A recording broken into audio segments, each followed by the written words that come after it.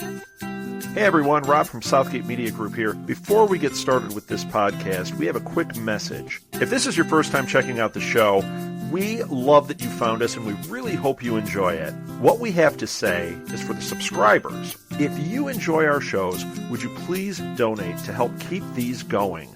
We don't want to have to put traditional ads on these shows, but this does cost money. So we really do rely heavily on donations. To make a donation to the show, please go to our website, www.southgatemediagroup.com. Go to the page for the show, and in the upper right-hand corner is a donate button. It takes you right to PayPal, and you can donate whatever amount you want. Thanks a lot for listening, everybody. And now, on with the show.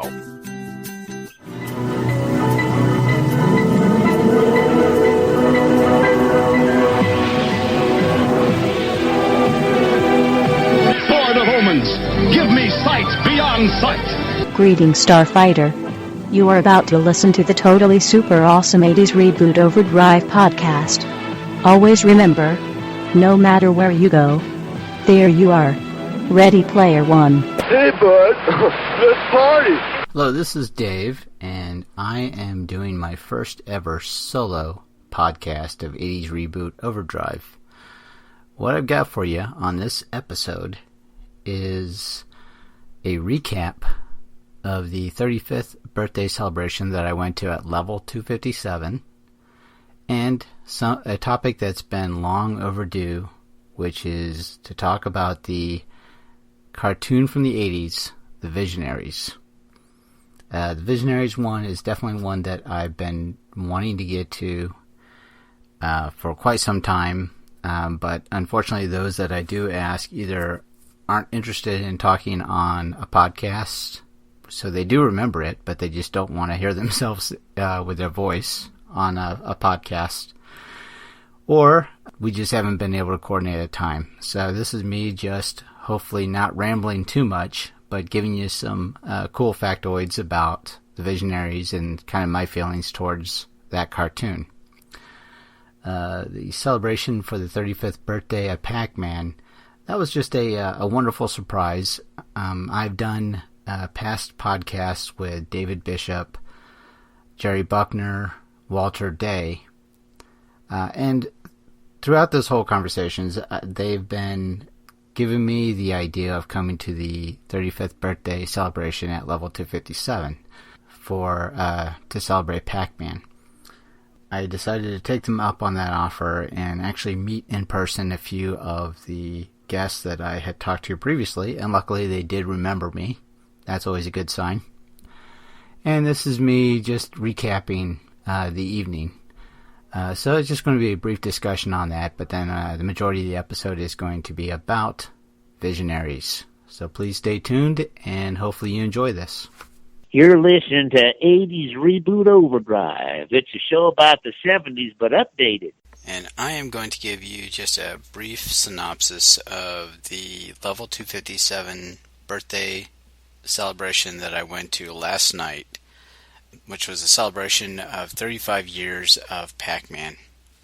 What I had the opportunity to do is go to the VIP section of the birthday celebration. Level 257 in Schaumburg was pretty much open to the public, so there was a lot of people there and they were enjoying themselves, but being able to go to the VIP section, I got to get a chance to enjoy a little more in-depth of Pac-Man history and lore. So what I want to do is just spend a few minutes and give kind of a synopsis of what I encountered. So the first thing, going into the VIP area, there was a big birthday card for Pac-Man, which I got the opportunity to sign. I did put the Twitter tag at 80's Reboot, so of course I had to do a little self-promotion for myself, or for the podcast. But so that was definitely it's quite an honor to be able to put my name on that big card. And then right next to that was a very wonderful cake. I forgot the cake designer, but just did a wonderful job. It was a 5-tier cake with various Pac-Man design on it. Just looked wonderful. So one of the first things that I got to do was a quick meet and greet with some of the Pac-Man superstars, if you will, for throughout the ages. So the first thing that was going on when I arrived was being able to get a picture taken with Professor Toru Iwatani. And for those that don't know, that was the creator of Pac-Man back in 1980. So I was able to get my picture taken with him. There was a bit of a language thing, so it's not like we really had a chance to talk, but still getting a picture taken with him was quite the honor. And then after that, there was a chance to get a picture taken with Billy Mitchell. Billy Mitchell being the first gentleman who had ever gotten the perfect game of Pac-Man. So it was quite an honor to get a picture taken with him. And then later on, I had seen that Walter Day arrived, and he was interacting with Billy Mitchell. And then they also had a person dressed up as Pac-Man, so I was able to do another photo op that had Billy Mitchell with the stand-up Pac-Man. So that was a lot of fun. And then somewhere amongst in the midst of all that, I was able to get a Billy Mitchell trading card from Twin Galaxies, collectible trading cards from the arcade games that Walter Day helped create. And of course, Billy Mitchell signed that card for me. So that was indeed something else that was really cool that I got to take away from the experience. Consequently, also a little later, I was able to get the Walter Day card from the same collection, and of course got him to autograph his card. So that was really cool. I also got a chance to talk to Jerry Buckner. For those that aren't regular listeners of the podcast, what you should know is that I had a previous interview with Jerry Buckner and Walter Day. Not together, but previous conversations. So we had a bit of a dialogue or a history of being able to remember the interview and talk a little bit more in depth about the various things that had gone on with that conversation. So the first person that I really got a chance to talk with in depth was Jerry Buckner. And as we were talking, something that came up was, over email, we had exchanged I'd gotten his permission to use the Pac-Man Fever song to do a birthday celebration, Pac-Man's 35th birthday. So what I did was a montage video through Apple iMovie and used the Pac-Man Fever song to put that together with his permission. And then I had sent that to him prior to the event, and we had already released it via Twitter and on YouTube. So it is available, that's out there. If anybody that's subscribing to the 80's Reboot YouTube channel, you'd be able to view it there. But I had sent the link to Jerry Buckner, and he was very impressed with the video, so he intends to link that on his bucknergarcia.com website. So that's really quite an honor that he liked it that much and that he intends to put that up there. But as I was talking to him, there was this, I didn't get the gentleman's name, but a Uber fan, if you will. And he had the original LP of Pac-Man Fever that he was having the various guests sign. And he was talking to Jerry Buckner about what a great album the whole Pac-Man Fever album was, and he was even going into depth about the other songs other than the main title track, and how much he was such a fan of it throughout the years, and how he'd even thought it was better than most heavy metal music from back then. So he was even putting it up higher level than, like, say, AC/DC. So he was just an uber, super excited fan. And it was just great to just listen to him interact with Jerry Buckner and express his love for the Buckner Garcia album, and then Pac-Man Fever, and then all the various other songs. So he was just, it was just fantastic to be able to witness that interaction. So I wish I'd gotten the gentleman's name, but I did take a picture of him with his album after it had been signed. He's very happy to show it off to anybody that wants to take a picture of it. So I will be posting that at some time. But after he had left, Jerry Buckner and his bandmate, they were just very, very cool about the whole thing. And they had said that if they had just, 100 or 1,000 more fans like that, then they would be set. So they definitely got a good vibe from having a super fan, and it was just really cool to see that interaction. So a little later in the evening, actually I don't want to get too far ahead of myself. I also got a chance to interact with Walter Day, and Walter Day, we were able to call up the experience of our past interview that we had done for 80's Reboot Overdrive. And we had pretty much talked at length about what a great time that we were having at the 35th birthday at Level 257, suggestions about other people that I might possibly want to talk to. I'd also gotten the contact information from Billy Mitchell, and I'm hoping that I can get him to do an interview for the show. But talking with Walter, we were able to interact with each other as if we'd been old friends, and it was just fantastic. Walter is a fantastic person. If you haven't had a chance to listen to the interview that we did with him, I encourage you to go back and listen to that. But just being from a historical arcade perspective, just fantastic wealth of knowledge around the arcade industry, and I would definitely encourage anyone to go to his website, thewalterdaycollection.com, to see what's going on with the new trading cards that he's putting together. But also, in the future, he's working on a musical, and we were able to talk a little bit more about that, which is part of the interview that we had previously done. So Walter is just a fantastic person, and just great that he had remembered the conversation, and we had, we got to continue our dialogue. So a little later that evening, another big highlight for me was seeing Professor Toru Owatani, and I hope I'm saying that name right. If I did it wrong, I apologize, dancing to Pac-Man Fever. So Jerry Buckner and his bandmate was doing a live version of snippets from the album Pac-Man Fever, but also they did the full version of the song Pac-Man Fever.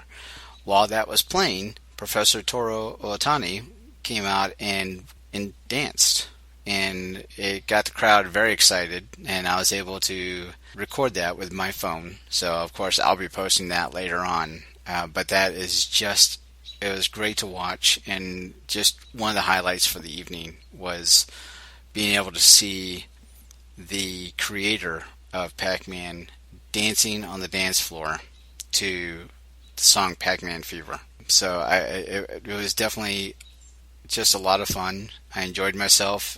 I spent a good time walking around and taking pictures of various things around Level 257. So those are pictures I intend to post as possibly maybe another video on the YouTube channel, or maybe even part of a new blog for 80's Reboot Overdrive. So I'm still toying around with the idea of how to get that content out. But it was definitely a fun celebration, definitely a great way to celebrate 35 years of Pac-Man. I had a great time at Level 257. I don't want to close this out without mentioning David Bishop. He was he's executive vice president of Namco Entertainment, and we spent some time talking also. And he was a previous interview that I had done on 80's Reboot Overdrive, but we got a chance to talk a little bit more in depth, and he very graciously kept thanking me for coming. Very busy, obviously, for all the activity going on, but for him to be able to still take the time and personally appreciate the fact that I'd come out, it was definitely above and beyond, and I just thought it was fantastic that he would have taken that time to, not only recognize what we had done for helping promote the Level 257, but also just making us a very comfortable partner and being able to be a part of that celebration. So the other shout out that has to go to is Natalie, who is the marketing manager for Level 257. Definitely appreciate her interaction and making that happen for me. Overall, the party itself was fantastic. It was great to interact with Billy Mitchell, with Jerry Buckner, Walter Day, David Bishop, and Pac-Man himself, albeit a person dressed up as Pac-Man, but still, it was just a great way to say happy birthday for 35 years of Pac-Man. The one thing that probably stands out the most is that they did a lot of promotion for the movie that's coming up, Pixels. So there's going to be a giant Pac-Man in that movie, obviously, for those that have seen the trailer already.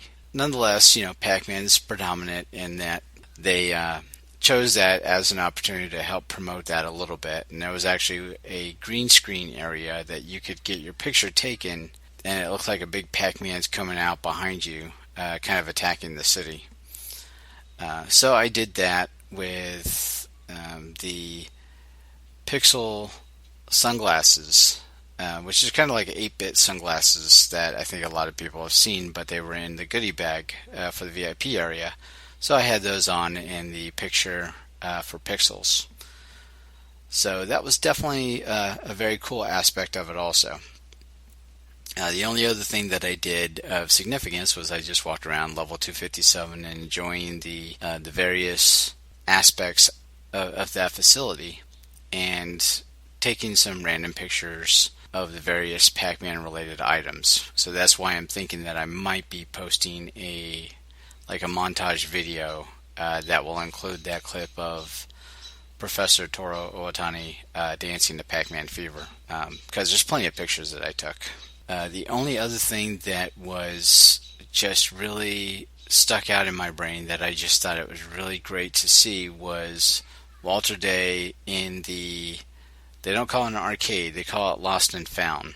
But in essence, for those of us that appreciate the retro feel of a game room, this is an arcade on steroids. That's on the corner of Level 257 that has just a lot of the retro arcade games. But when I was going over and looking around that area, I saw Walter Day interacting with some people that were there. And I just thought to myself that, how fitting, is it that they've got the Lost and Found or arcade, and, there is Walter Day standing in the midst of, all these great games. So I thought that was very fitting for the evening and just kind of a great highlight moment. So with that, I'm going to close this segment, but just a big shout out to Pac-Man. Happy birthday, 35 years. And I hope that I'm going to be around for your 50th. It is a time when magic is more powerful than science, and only those who control the magic control destiny. They are the Visionaries. Visionaries, knights of the magical light. Visionaries, with magical powers they fight. Powers of blindness, strength, skill, and speed. Powers who accomplish the greatest of deeds. Visionaries, knights of the magical light. Alright, 80's Reboot Overdrive fans. This is Dave, and I am going to stop an injustice that has been plaguing the internet since forever. Time for everybody to wake up. Guess what? I have looked and I haven't found any decent content out there that praise the 80's cartoon, The Visionaries. We're going to stop that right now. It's a time when magic is more powerful than science, and those who control the magic control destiny. They are the Visionaries. So right now, I want to talk about the 1987 cartoon. Originally, it was released by Hasbro. It was after a range of action figures. What they tried to do is probably capitalize on the popularity, I assume, of Transformers. They wanted to do the same thing with spin-offs, in this case being Visionaries. not necessarily a spin-off of Transformers, but, trying to still capitalize on the toy market and going into the cartoons, I assume. So in this case, we had a range of action figures that they released in 87, and then also at the same time, they started to do a comic book series that was published by Star Comics, and then a half-hour animated television series made by Sunbow Productions. So the comic only lasted 6 issues, was canceled halfway through a 4-part storyline. The animated series only lasted 1 season, which was 13 episodes. This, unfortunately, has just been a huge injustice. I haven't even seen any official release of Visionaries on DVD, so this is just a travesty. And hopefully those that are listening to this agree with me. I have tried to listen to maybe 1 or 2 other podcasts regarding Visionaries in particular, and there's quite a bit of bashing going on around the cartoon, and I just completely do not understand it. For me, the cartoon itself is a very fond memory of mine from the 80s, and arguably it's the second best cartoon that I would slot in, into the 80s. I've got to give the lead one to Thundercats, and I know a lot of people will probably give me some static around not picking He-Man over both Thundercats and Visionaries, but everybody's entitled to their opinion, and that's mine. And right now I have the mic, so if you disagree with me, feel free to do your own podcasts and talk up the masses of the universe. Since I am talking about Visionaries, definitely something that I want to see get some attention. I want to see some internet love for the Visionaries, and this is my love note to that great cartoon. So I'm going to be talking about it for this episode. So what we got is Visionaries are the Knights of the Magical Light. For me, the reason why this is just so significantly great is that it combined both a sci-fi dystopia type of an environment along with fantasy. You had the animal totem hologram type deal going on with the magic, and that was just all sorts of cool for me. There's some things that bugged me about the series, and I'll probably go into those a little bit as I talk about this.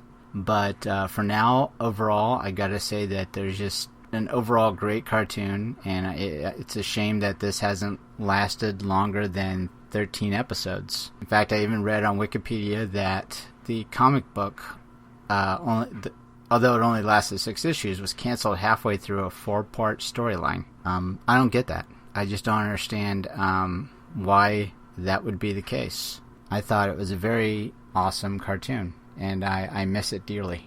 Now, I'm going to read this one verbatim from Wikipedia, so please bear with me. The main story is set on the planet Prismos, an advanced society where all electronics have failed and the people are forced to rely on the old magics. The Visionaries consist of 2 groups of knights, the Spectral Knights and the Darkling Lords. Everyone who wishes to gain magic is invited to a competition by the wizard Merklin.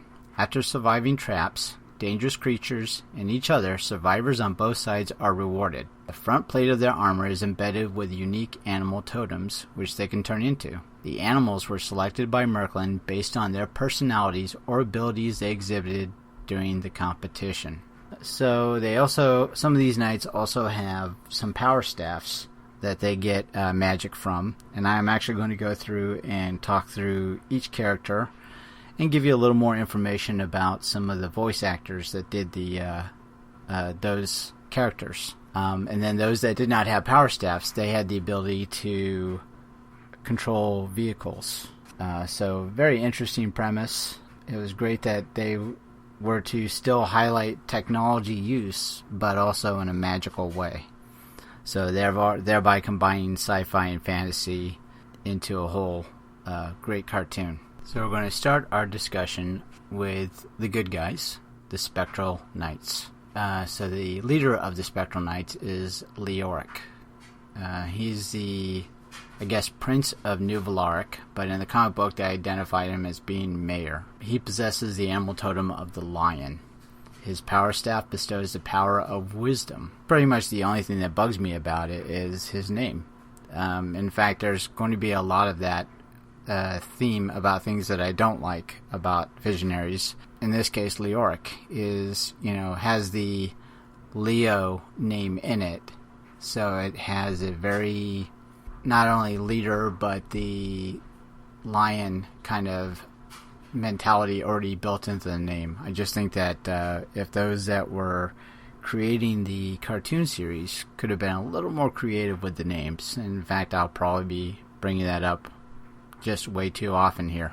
But Leoric, when he is using his power staff, which is wisdom, he says, "Whispered secrets of a shattered age, I summon you, renew this sage." And Leoric himself was voiced by the voice actor Neil Ross. Now, Neil Ross, back in the 80s, was also the voice actor behind Ace McCloud from Centurions.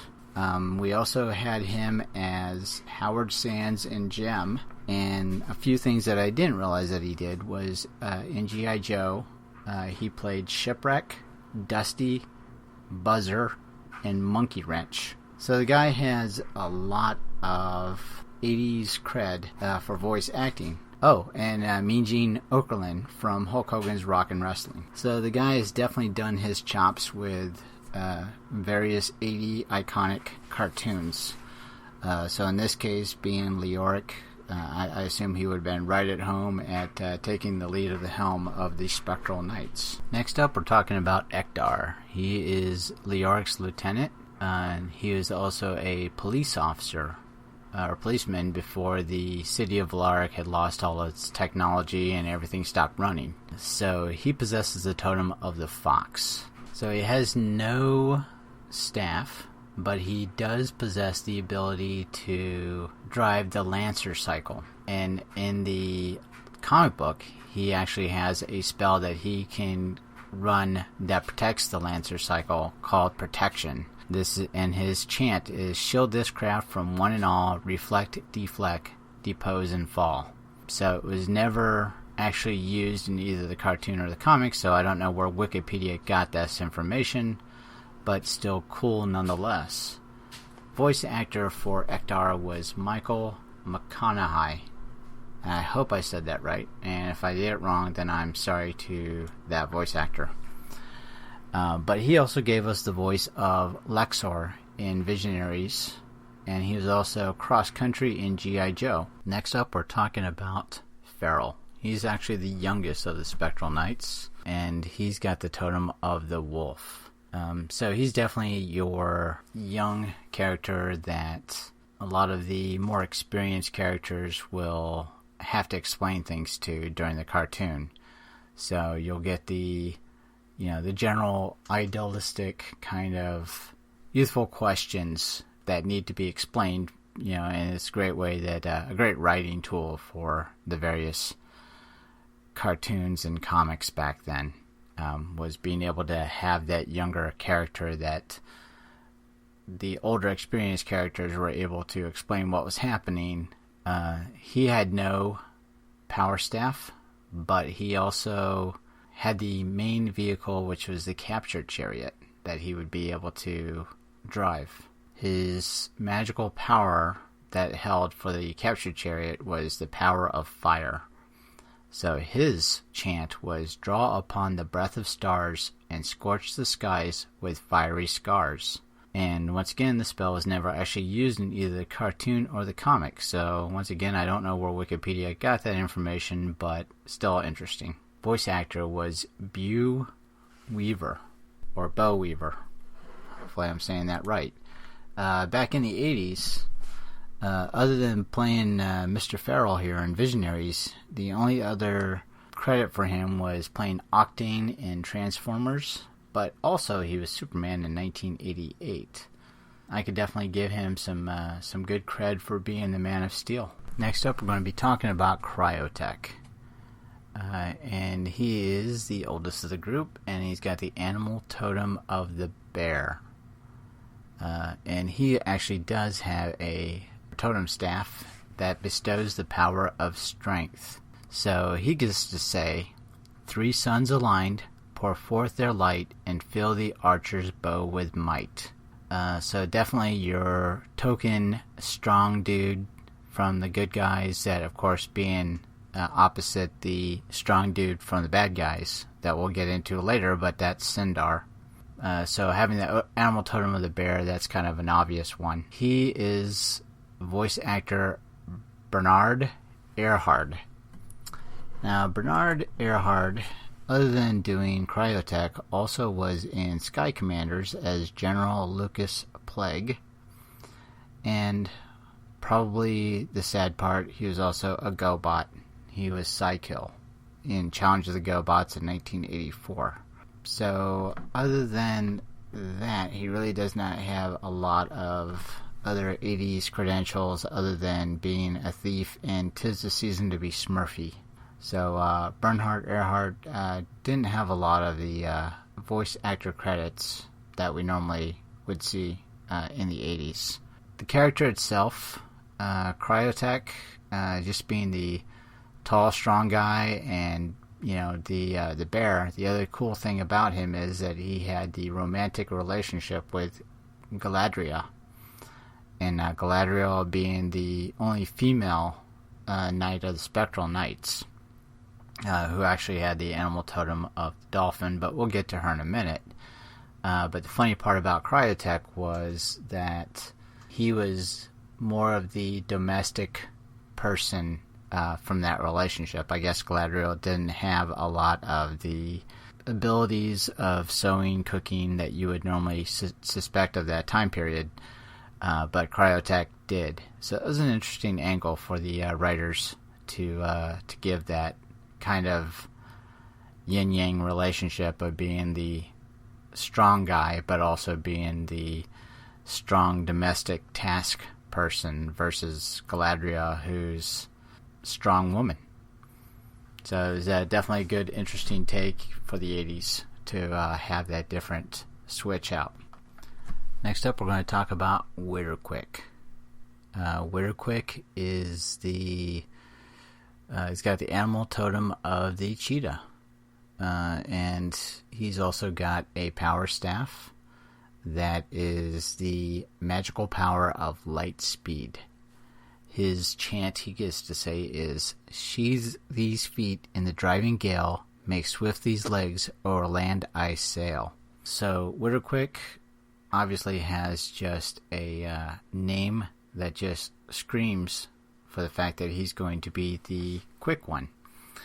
So that definitely is another one of those where you go a little bit over the top for having the name to match his animal totem.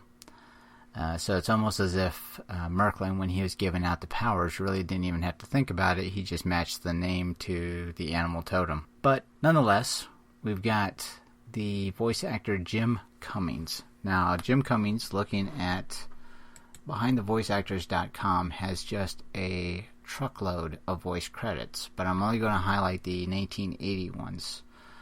Even though he's got just tons of stuff that he's done that you should be checking out. He was also in Chip and Dale Rescue Rangers as Monterey Jack, Fat Cat, among others. New Adventures of Winnie the Pooh in 1988. He was Winnie the Pooh and Tigger. And Papa Huffalump. I just got to say that because I just don't get a chance to say Papa Huffalump that much.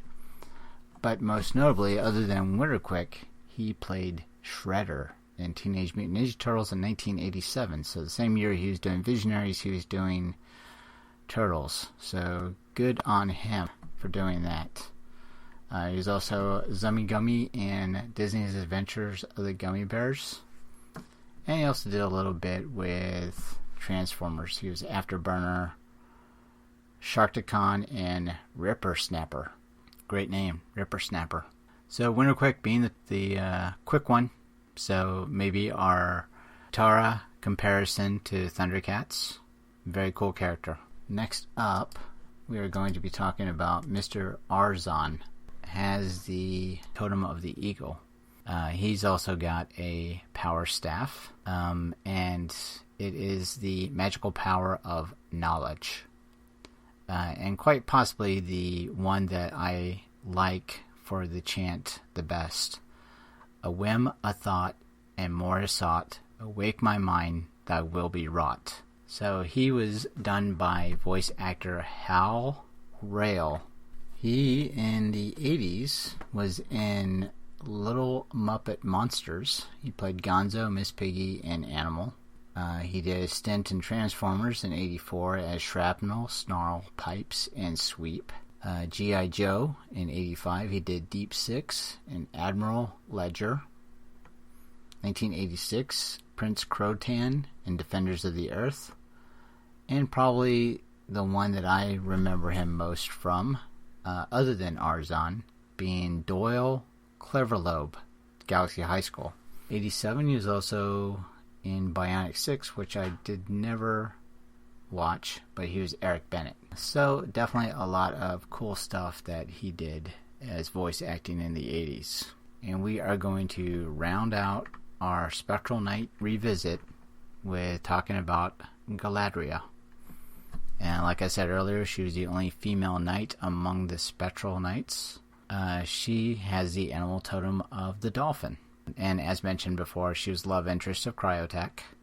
She has no staff. She is capable of driving vehicles, but has never seen doing so in the series. Oh, wow. Okay, be that way. She does have a magical power, and it's called healing. So her chant is, by warmth of heart, your pain I feel. Grant me the power, your wounds to heal. So I'm not sure if that was actually used at all. In the comic book, she possessed a shield. And then she was subsequently imbued with the power of healing, although not until issue number 5. So that was in the comic book and not in the cartoon. So that's why I probably was a little hesitant on trying to understand where that was coming from. Of course, she's opposite, or her main adversary is Veralina, who is the shark. But when we get to the Darkling Lords, we'll be talking about her. So that is our main cast of characters for the Spectral Knights. My favorite from that group most likely would be Ektar. He's the fox. I just like the ability that he's able to see in the first premiere episode of the cartoon, the ability to tell that they're going to be running into a trap and outfox the Darkling Lords. So I like that aspect of the character, and I'd like to believe that I kind of have the ability to do that kind of thing, although I'm probably more naive than I give myself credit for. But I'd like to believe that I'm more like Ektar if ever I was. Even though on Twitter I do use the avatar of Leoric. So mainly I have that on my Twitter account just for the fact that I want to see who's going to recognize it. And luckily enough, quite a few people have. So I've been getting some mad props for having Leoric as my avatar, which is really kind of cool when somebody recognizes the cartoon character. So before we start talking about the Darkling Lords, I also want to jump in here and talk about Merklin. So Merklin was the magician that gave the Visionaries their magical powers. Something that bugged me about the name, even to this day, is that it's a little too close to Merlin. So in this case, Merklin. I just don't know. I think the people that were the creators of this cartoon or the comic, they could have come up with a better name, more original name, if you will, than something that's just so very close to Merlin. But besides that, Merklin, in the cartoon, he gives the knights their magical abilities, but also, sets it up so that they run out of magical power and they have to come back and charge their power back. But he'll do that, but he'll only allow them to do that if they complete various missions. So kind of a very nice but not nice kind of character. The voice actor that did Merklin was a gentleman named Roscoe Lee Brown. In the 80s, he was in the Ring Raiders as Max Miles. He was also Recon in Visionaries, so we'll be talking about him as Recon in the Darkling Lords. And it's out of the 80s, but in 90s he played Kingpin or Wilson Fisk in Spider-Man. So that's something that he gets his most credit for a voice actor. When I was looking at a picture of him online, I was trying to remember what I remembered him from. And if you can remember the movie Legal Eagles, there's a actor that was playing a Judge Dawkins. And that's what I remember him in the flesh, rather than as a voice actor. So very cool, because he's in a pretty cool movie, being Legal Eagles. And those that don't remember, that was Robert Redford, Deborah Winger, and Daryl Hannah, and Brian Dennehy. Wonderful movie, and I don't want to go off topic, but nonetheless, he was in that one. Now we're going to be talking about the bad guys. We're talking about the Darkling Lords. The Darkling Lords are led by Darkstorm. The hammer hit the nail on the head one a little bit too close for a name like Darkstorm. Of course he's going to be the leader of the bad guys with a name like that. Essentially in the first episode we had Darkstorm having people command their allegiance to him for basically saving their necks. He's got the Totem of the Mollusk, and he does have a power staff, and it holds the power of decay. The decay chant is, by what creeps, what crawls, by what does not, let all that grows recede and rot. He also has a reversal spell, which is powers of rot, obscuring truth, what once was old, restored to youth. So I do remember that one in the cartoon where he had made one of the citizens turn old, but then reversed it when the crowd pleaded allegiance to him. Now, Darkstorm is done by voice actor Chris Latta. Now, in the 80s, there were a few voices of cartoons that were kind of somewhat annoyingly bad. Annoyingly bad being annoyingly bad guys, not necessarily annoyingly bad overall. So the voice actors themselves are good, but in this case they really go over the top and making themselves sound kind of annoying. So a couple of characters that come to mind are Kravex from Visionaries, and Cobra Commander from G.I. Joe, and Starscream from Transformers. All done by the same guy, Chris Latta. So Chris Latta gave us Darkstorm, Kravex. G.I. Joe, he was Cobra Commander, Gung-Ho, Breaker, Ripper. He was also Transformers, he was Starscream and Wheeljack. Spark Plug Witwicky, among others. And he was also in Spider-Man and His Amazing Friends as Sandman and Beetle. So Mr. Chris Latta is responsible for a lot of the voices that kind of annoyed me a bit, but luckily they were always usually the bad guys in the cartoons. I did not know he was Gung-Ho or Wheeljack, so I will not give him too much grief because he did play some of the really cool characters there. For those of you that are Inhumanoid fans, in 86 he did Decompose and Tendril as a voice actor for that cartoon. Next up from the Darkling Lords, we're talking about Recon. Recon is a career thief, but he's also a mercenary for Darkstorm. He's got the magical totem of the lizard. He does not have a power staff, but he is able to control one of the power vehicles called the Dagger Assault, which has this containment cell that extracts the magic from the other knights. Now, his chant that he says for his magic is, "Flay the flesh, lay bare the bone, upon this field let grief be sown. According to Wikipedia, this once again was never actually used in either the cartoon or the comic. But as stated, Recon was also voiced by voice actor Roscoe Lee Brown, which we'd mentioned before. Alright, now Mordred. Mordred is the suck-up character to Darkstorm. He is just utterly devoted to Darkstorm. He possesses the totem of the Scampering Beetle. He does not have a staff, but he is able to command the Skyclaw, which is another vehicle that has a power of flight. Once again, the chant that Wikipedia gives us is, "Wings of steel shall ride the breeze, invade the air, the land, the seas."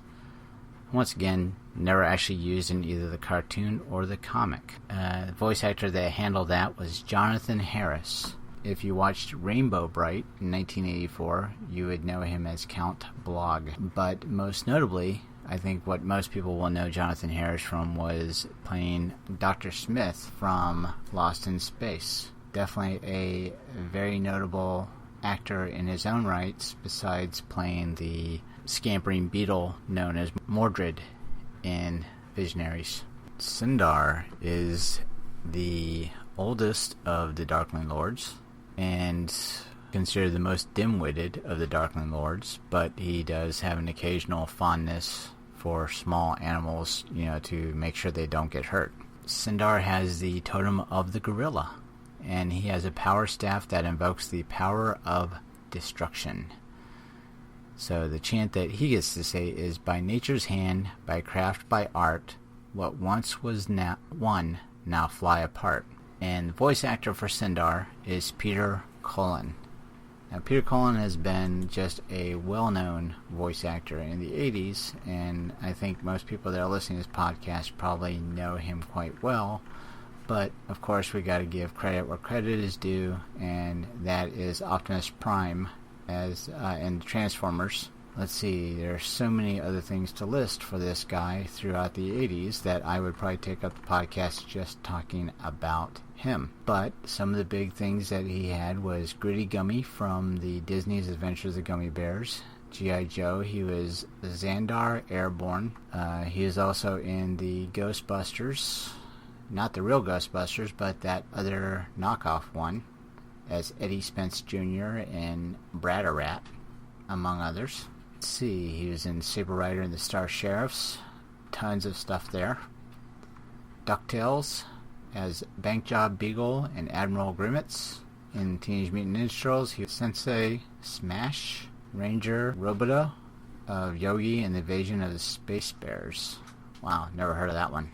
He was in Dino Riders, Chip and Dale Rescue Rangers. Like I said, just tons of other good stuff. Hagar the Horrible. He played Hagar in 1989. So, Peter Cullen, besides having played Optimus Prime, also gave us Sindar amongst other great things. So, big credit to him. Wow, he even played in Dungeons & Dragons in 1983 and Donkey Kong 1983. So, Donkey Kong, he was Mario, and Dungeons & Dragons, he played Venger. So, he's a bad guy.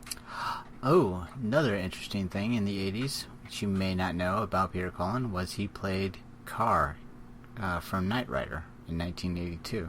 So that was the evil Kit. I think most people probably did know that about him, but I was just amazed by that when I was looking through his many credits. Alright, next up that we're talking about of the Darkling Lords is Kravex. He is the most short-tempered of the Darkling Lords, and probably the voice that was the annoying part for the cartoon for me, which is why I started picking on Chris Latta there earlier. But Kravex has the totem of the Phylot, which is a pterodactyl-type scavenging creature. He does have a power staff and invokes the power of fear. And the chant he gets to say is, "O mist-filled pits, dark, dank, unclear, touch all before me with the frost-fingered fear." So once again, he was kind of the voice that bugged me the most as a kid. And even to this day, a few of the cartoons that I have rewatched, Kravex is kind of the one that I don't want to hear the the most of. But still, I think it's because it's probably so overdone well of being the annoyingly evil guy that maybe that's the reason why I just don't like it. But nonetheless, that's Kravex. Next up, we got Lexor. He possesses the Totem of the Armadillo, and his power staff offers the power of invulnerability.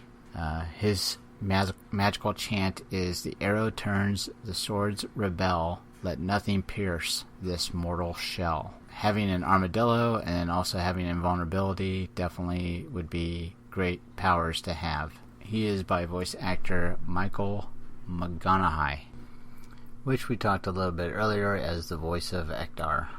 And as mentioned, he was cross-country in G.I. Joe in 1985.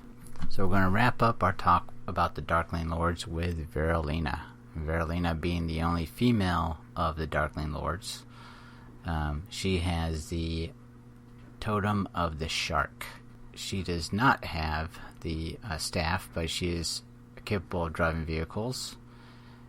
And in the power of the Wise, she is flying the Skyclaw. Once again, she has a magical power also, and it's mentioned in the same issue that Galadriel is, and that's disease. So, whereas Galadriel had the magical power of healing, she has disease, so I can see how they can counter each other. Her magical chant was, "Wind of sickness, illness most vile, strike down my enemy with disease revile." So this was done by voice actor Jennifer Darling. Now, Jennifer Darling's got some interesting credits for voice acting. Most notably, well, not actually most notably, but there was a cartoon called The Gary Coleman Show, and she played Angelica. She was in Trollkins. She was in Centurions as Amber. She was in Galaxy High School in 1986 as Wendy Garbeau and Bowie Bubblehead. 86, she's in My Little Pony as Rika and Draggle. Teenage Mutant Ninja Turtles in 87 as Irma. So if you ever wanted to have some trivia for those that are fans of 80s cartoons, you can now know that Jennifer Darling links you to Centurions and My Little Pony, Galaxy High, and Visionaries. So it's a cool little tidbit of trivia there for you that you'll be able to stump your friends at the bar next time you're out there talking about 80s cartoons, which I'm sure that topic comes up a lot. So let's talk about the availability of the DVDs for Visionaries, which they're not out officially.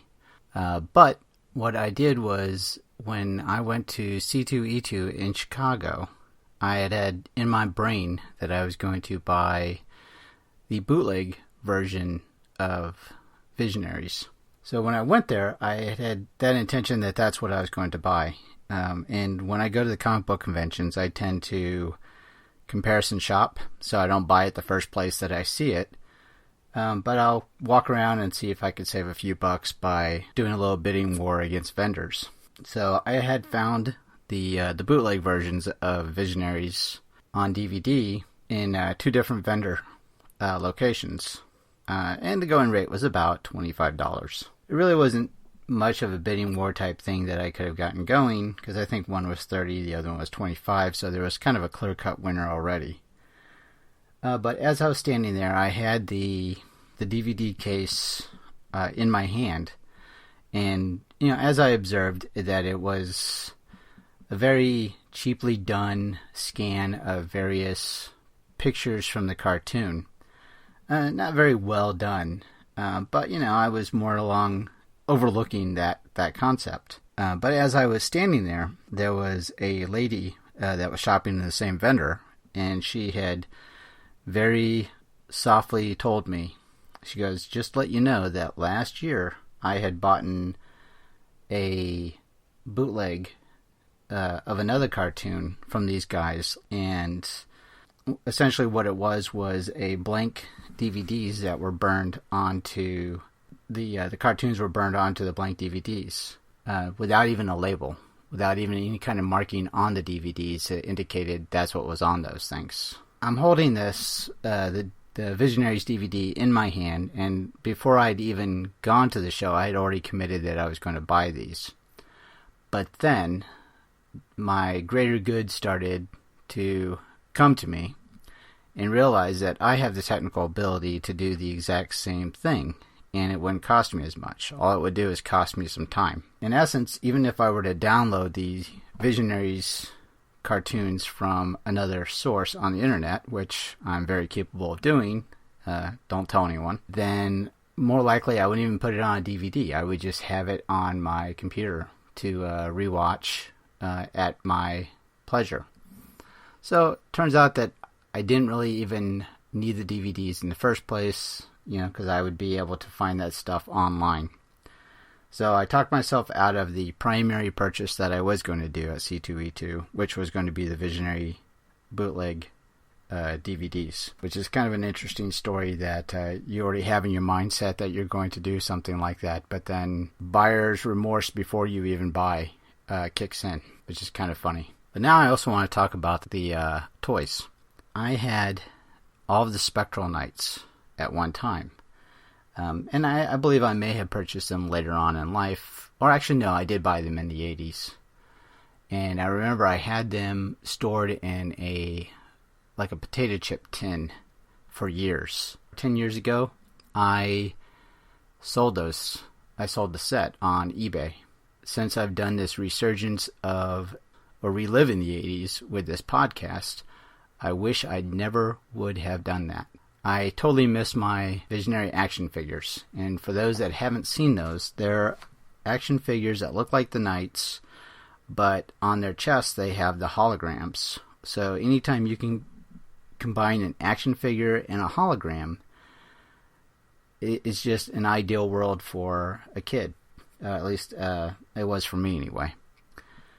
So recently I was interviewing Rocky Davies, who's a graphic artist, an overall wonderful artist in general, but he's got a mega toy collection. You can actually see those if you go to his website. And then we also talk about him on that podcast that he interviewed with us. We were looking at the pictures, and he's got his Visionaries, and he's got every one of them in a display case that he has in his, I believe he called it a nerdatorium. Which is essentially his creative room that has all the various toys that he remembers as a kid. And he actually shared a very funny story that when he was a child, he was asking for the Visionary toys, and I believe it was his grandmother that he told, and he said he wanted the ones with the holograms. And as a result, what he ended up getting was the Supernaturals, which were a very hologram action figure knockoff back in the 80s. So it was really kind of funny that he shared that story or that memory with us. And I encourage you to go back and listen to the Rocky Davies interview. The thing that, besides being completely overly jealous of his just mega toy collection, but just having Visionaries in there just made it over the top, a jealous moment for me.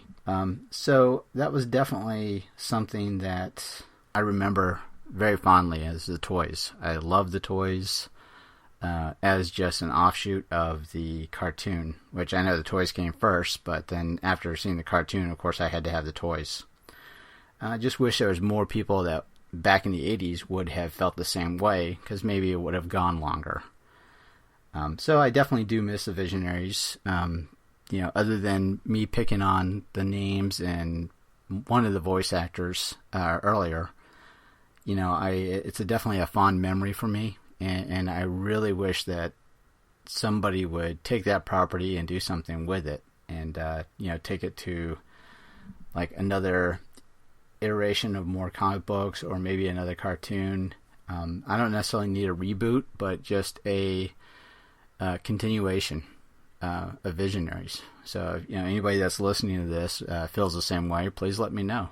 Maybe we can do some sort of online petition or something to do, to get them awake to the fact that Visionaries are just uber cool and they deserve to be brought back to life. But until then, thank you all for listening, and I hope you all feel the exact same way I do about Visionaries. Thank you for listening. We hope you've enjoyed this show. This podcast is part of the 80's Reboot Overdrive channel on Southgate Media Group. You can follow us on Facebook on the 80's Reboot group page. We're also on Twitter and Tumblr at 80's Reboot. We invite you to check out all the wonderful podcasts and blogs available at southgatemediagroup.com. And thank you for reliving the 80s.